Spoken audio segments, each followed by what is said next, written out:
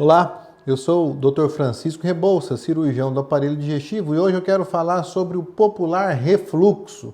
Doutor, eu tenho refluxo. O que é o refluxo? Como que trata o refluxo? De onde que veio o refluxo? São muitas dúvidas que as pessoas têm a respeito do chamado refluxo. Por que chamado refluxo? Porque o nome correto não é refluxo. O refluxo gastroesofágico é um processo fisiológico. O problema é o chamado da doença do refluxo gastroesofágico. E o que é a doença do refluxo gastroesofágico? Para você entender, tem uma imagem aí que vai mostrar o estômago. Só o estômago está preparado para a acidez que ele é. Para você ter uma ideia, a acidez do estômago chega a um pH de 2. É a mesma acidez de uma solução de bateria, algo que é altamente corrosivo, não é verdade? Então o organismo normal, ele tem uma válvula, ele tem um músculo na entrada e um músculo na saída, que é o cardia e o piloro, para controlar essa acidez dentro do estômago. Isso é normal, isso é saudável e sempre volta um pouquinho desse ácido para o esôfago. Isso é o refluxo gastroesofágico, o refluxo do estômago para o esôfago. Quando esse refluxo provoca ou feridas ou sintomas, ou os dois, é chamado de doença do refluxo gastroesofágico. E aí precisa de tratamento, porque o refluxo, apesar de não ser doença grave, ao longo do tempo ele pode ter complicações, e complicações graves, tipo estenose, tipo aumento do risco de câncer e até problemas respiratórios. Então, é um sintoma muito comum, né? Cerca de 12% da população brasileira tem sintoma de doença do refluxo ao longo da vida dela. Então, precisa ser avaliado e controlado. E é isso que nós vamos mostrar aqui. Primeiro, quais são os sintomas do refluxo? Bom, os sintomas do refluxo ele pode ser dividido em duas partes. Os sintomas típicos e os sintomas atípicos. Quais são os sintomas típicos? São 3. A pirose, que é a azia, a popular azia, que é o mais comum, né? Aquela tô com azia. Isso é a pirose. A regurgitação ácida, a pessoa sente que volta um bolo quente.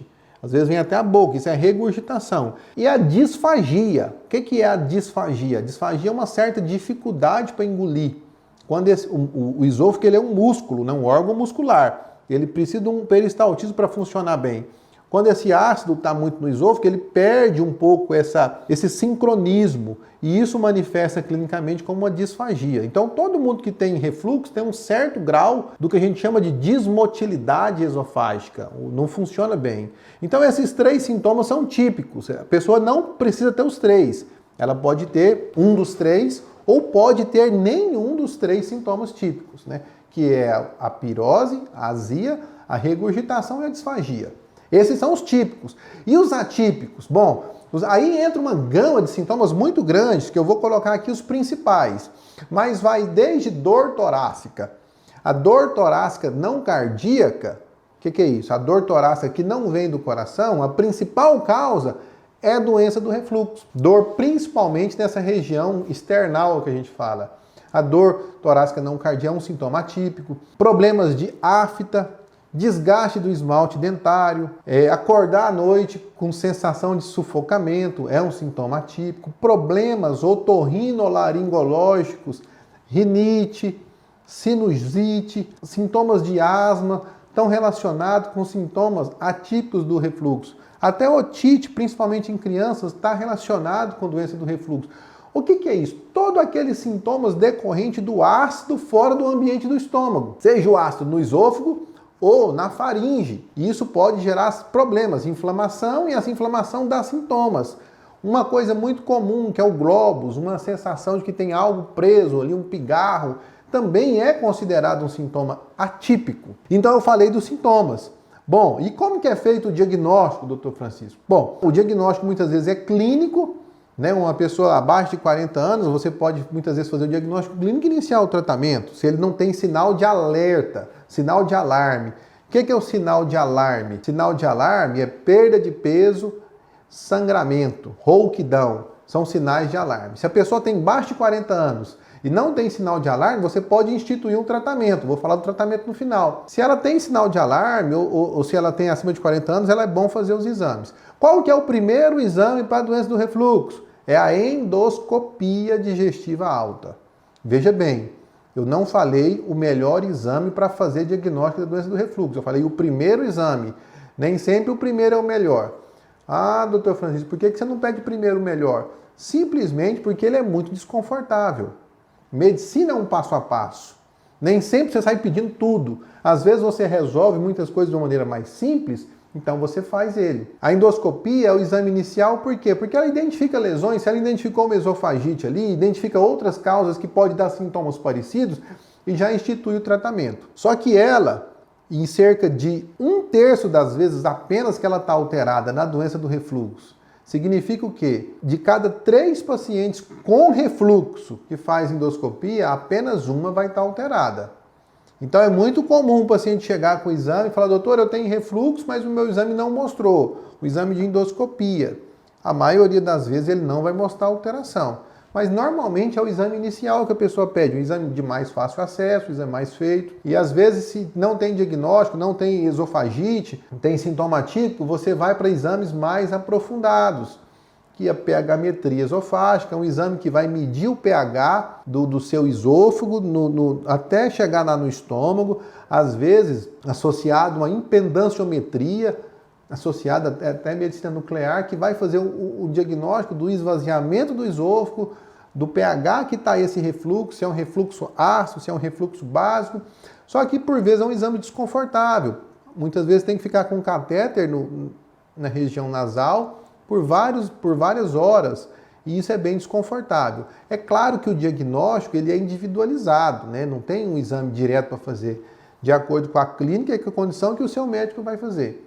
O mais importante é você saber disso, que normalmente o exame inicial é endoscopia, mas que os exames mais específicos são um pouco mais trabalhosos para quem se submete a ele. Sabendo disso, como que é feito o tratamento da doença do refluxo? Bom, o tratamento da doença do refluxo ele tem 2 pilares. Lembra que, vou te mostrar a imagem aí novamente, você está querendo evitar que esse ácido volte para o esôfago. Esse ácido ele queima o esôfago. Então o tratamento consiste em baixar a acidez do estômago. Como que baixa a acidez do estômago? Com os inibidores de bomba de próton, os prazóis da vida. Você baixando a acidez do estômago, esse refluxo que vai para o esôfago, ele não vai queimar o esôfago. Então vai melhorar as feridas, se tiver, e vai melhorar os sintomas. Então esse é um tratamento de escolha, o tratamento mais importante, é baixar a acidez do estômago.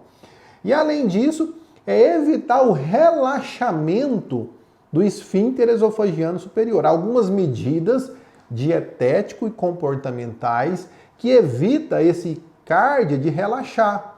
Porque se esse cárdia fica relaxado, favorece o refluxo. Aí entra as dietas. Então tem alimentos que as pessoas às vezes acham que são saudáveis e são, mas para o refluxo não é. Por exemplo, chá. Os chás mate, os chás em geral, eles relaxam o músculo do esôfago superior e favorecem o refluxo. Algumas medicações podem favorecer isso. Frituras favorecem esse relaxamento. Bebida com gás, qual que é o problema da bebida com gás? Ela vai gerar gás dentro do estômago e vai favorecer o supitamento desse ácido, piorando isso também. Então, alimento rico em carboidrato, alimento gorduroso, alimento que tem chá, relaxa esse esfíncter e piora o refluxo. Uma outra condição de relaxamento é quem tem hérnia. Hérnia de hiato, o pinçamento diafragmático numa pessoa normal, ele é coincidente com o músculo do esfíncter esofagiano superior. Dá uma pressão dupla nessa válvula. Quem tem hérnia, o pinçamento diafragmático, ele está abaixo da transição. E então a transição está acima, está dentro do tórax. Pode ser a hérnia, pode ser variável, tamanho diferente. Tendo essa fragilidade nesse mecanismo de válvula, favorece o refluxo. Então a hérnia de hiato é um fator de risco para o refluxo. Lembrando, é um fator de risco. Nem todo mundo que tem hérnia de hiato vai ter doença do refluxo. E nem todo mundo que tem refluxo tem hérnia de hiato. A hérnia é um fator de risco apenas. Um importante fator de risco. Às vezes, dependendo do tamanho, é até cirúrgico. Outras medidas comportamentais que vai dificultar esse refluxo de ocorrer é a alimentação, os horários das alimentações. Então a pessoa precisa fracionar as refeições. Fracionando as refeições, ela evita que o estômago fique muito cheio, dificultando o refluxo. Por isso que quando você vai para tratar o refluxo, ele fraciona as refeições. Outra questão, não comer e deitar. Quando você come e deita, por gravidade, favorece o refluxo. Então, quem tem doença do refluxo tem que esperar 2 horas para poder deitar depois que ela se alimenta. Isso é fundamental, isso é importante. Então, nisso se baseia o tratamento do refluxo. Então, como que trata o refluxo normalmente? O seu médico ele vai baixar a acidez do estômago e fazer essas orientações dietético-comportamental. E vai ter um tempo de resposta, ele vai avaliar a sua resposta. Normalmente, ele vai avaliar esse tempo de resposta de 6 a 8 semanas, que aí ele vai ter parâmetro. Não, ele melhorou com tratamento padrão. E aí ele vai dar o próximo passo. Qual que é o próximo passo? Liberar a dieta, diminuir a medicação, aumentar a medicação, por isso é um passo a passo. Refluxo não tem cura com um remédio resolveu, ele tem controle. Quando eu falo que não tem cura, não quer dizer que a pessoa vai ter que tomar remédio a vida inteira. Mas se ela tem refluxo, ela tem que acompanhar a vida inteira. Porque ela melhorou com refluxo, baixando a acidez do estômago e fazendo a dieta, se ela parar, a acidez do estômago volta. Por isso que eu falo que não tem cura, tem controle. O fato de ter controle não quer dizer que ele vai ter que tomar remédio a vida inteira, mas ela vai ter que controlar. O nosso objetivo que está tratando o refluxo é o quê? É o menor tratamento possível desde que o paciente fique bem. E isso é passo a passo. Tá certo? Essas são as principais informações sobre a doença do refluxo gastroesofágico. Espero ter ajudado você. Um grande abraço e até a próxima. Você que está no YouTube, não se esqueça de dar o like, se inscrever no nosso canal e compartilhar o vídeo para que mais pessoas tenham acesso a esse conteúdo descomplicado, mas um conteúdo de qualidade.